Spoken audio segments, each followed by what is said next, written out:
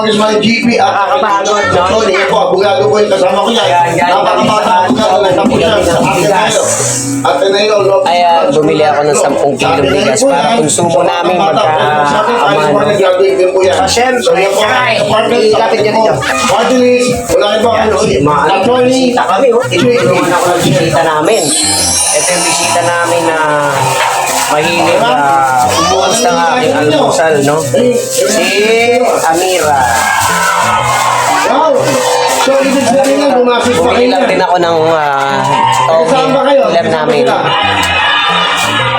Ay, nakakapagod, no? Tapos meron ako kasupan, kape. Saan sa Batangas? So, magkakape tayo. Batangas, Batangas. Alin? Ilan kayo pumunta? Dumayo pa kayo dito? Ilan? 34. Babae sa kanto. 34 daw sila.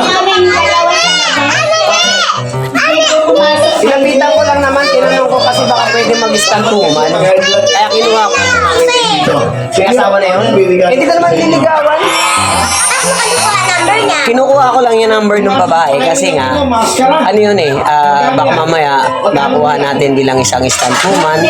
Alam mo na yan, nag-build up tayo ng panibagong mga... Sinuwain ba yun? Di ba? Bilang isang stuntman, kapag may nakita kang magandang babae, lapitan mo. Opo. Lapitan mo yung magandang babae para kunin yung number. Kasi baka mamaya, makuha natin sa pelikula yon, di ba? Ano yun?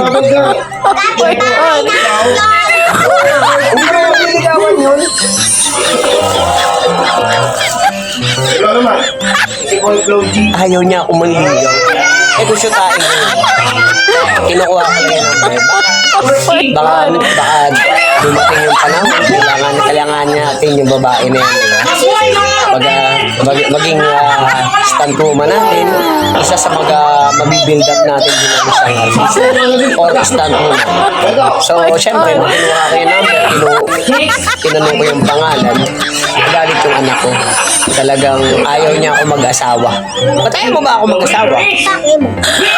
Eh, gusto ko na mag-asawa eh. Kung asawahin ko yun. Okay na yun. Asawa na dalawa. Isa lang. Wala naman ako asawa. Paano kung dalawa asawa ko? Ayun, may asawa. May asawa ba yun? Yun lang. Ay, ako kasi ang single. Yun pala may asawa pala yun. Pero, nakikita mo ba asawa nun? Wala naman sila anak. Wala silang anak. Wala. Meron, Ayun. So, tatanungin ko lang naman ang pangalan at saka yung number. Ano magagalit? So, talagang bantay sarado ako ng anak ko, ano? Ayaw niya ako mag-asawa.